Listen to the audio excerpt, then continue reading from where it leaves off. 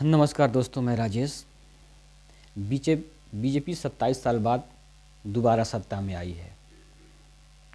उसको सत्ता में आने के लिए, दिल्ली की सत्ता में आने के लिए लंबा इंतज़ार करना पड़ा है। जो दिल्ली विधानसभा की चुनाव हुआ था 5 फरवरी को, उसका रिजल्ट 8 फरवरी को आया है। उसमें बीजेपी को पूर्ण बहुमत मिला है और वह 27 वर्ष बाद दिल्ली विधानसभा की जो जीत है उसमें वो काबिज हुआ है। दिल्ली, इससे पहले केजरीवाल सत्ता में थे। जो दिल्ली विधानसभा की चुनाव है, केजरीवाल, और उससे पहले कांग्रेस सत्ता में थी 15 वर्ष।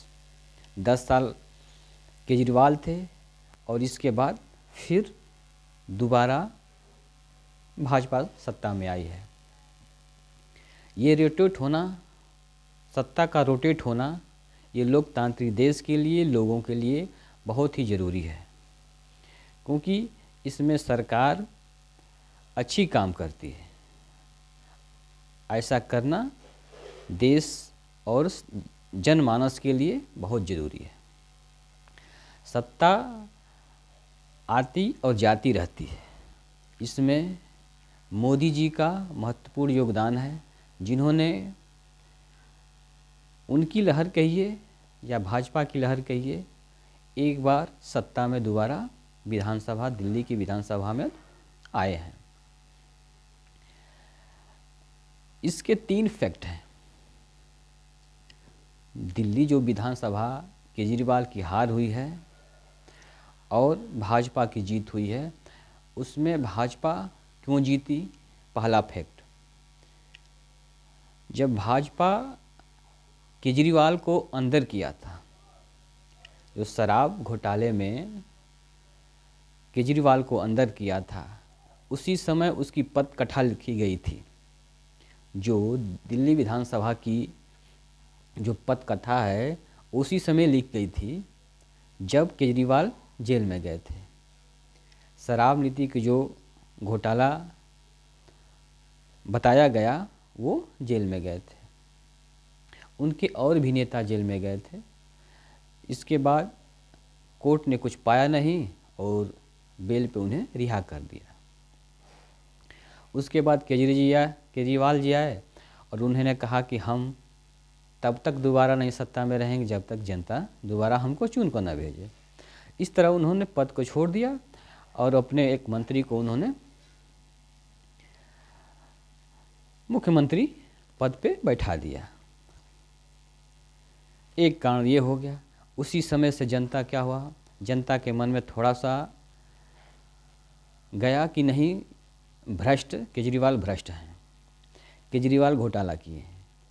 जबकि सुप्रीम या कोर्ट ने उन्हें रिहा कर दिया, कुछ सबूत नहीं मिला तो उन्होंने रिहा कर दिया, बेल दे दिया उन्हें। लेकिन जनता के मन में घर कर गया कि घोटाला हुआ है, पहला। दूसरी चीज़,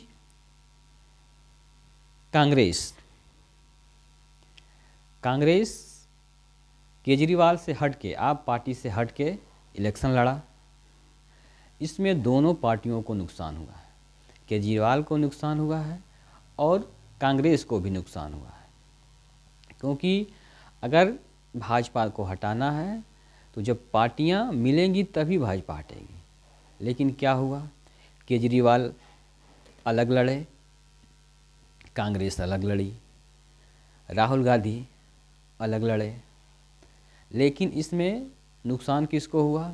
इसमें नुकसान भाजपा को फ़ायदा हुआ और आप पार्टी को नुकसान हुआ। आप और कांग्रेस को दोनों नुकसान हुआ, क्योंकि अगर कांग्रेस मिल के लड़ती तो जीत होती है आप पार्टी की, कांग्रेस को फ़ायदा होता। लेकिन उनके अलग लड़ने से घाटा हुआ आप पार्टी को और सत्ता चली गई।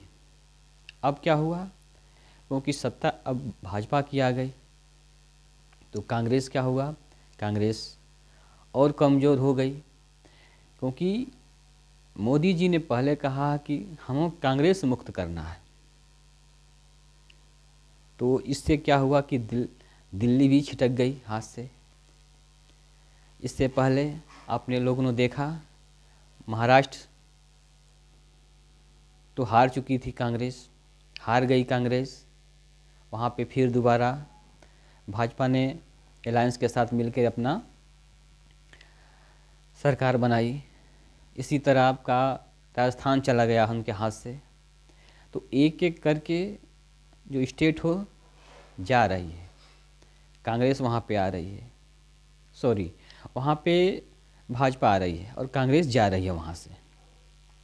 जाने का एक और कारण है कांग्रेस का, क्योंकि कांग्रेस जो छोटी छोटी पार्टियां हैं वहाँ की, उससे अलायंस नहीं कर पा रही है सही से। कांग्रेस को घमंड हो गया है। कहाँ से घमंड हुआ है? वो पुरानी बातों को लेकर घमंड कर रही है कि कांग्रेस एक बड़ी पार्टी है और हम किसी से अलायंस नहीं करेंगे, हम अकेले लड़ेंगे और अपने बलबूते पर कांग्रेस सरकार बनाएगी। वो ज़माना अलग था जब आपने सरकार अपने बूते पे बनाया, लेकिन ये ज़माना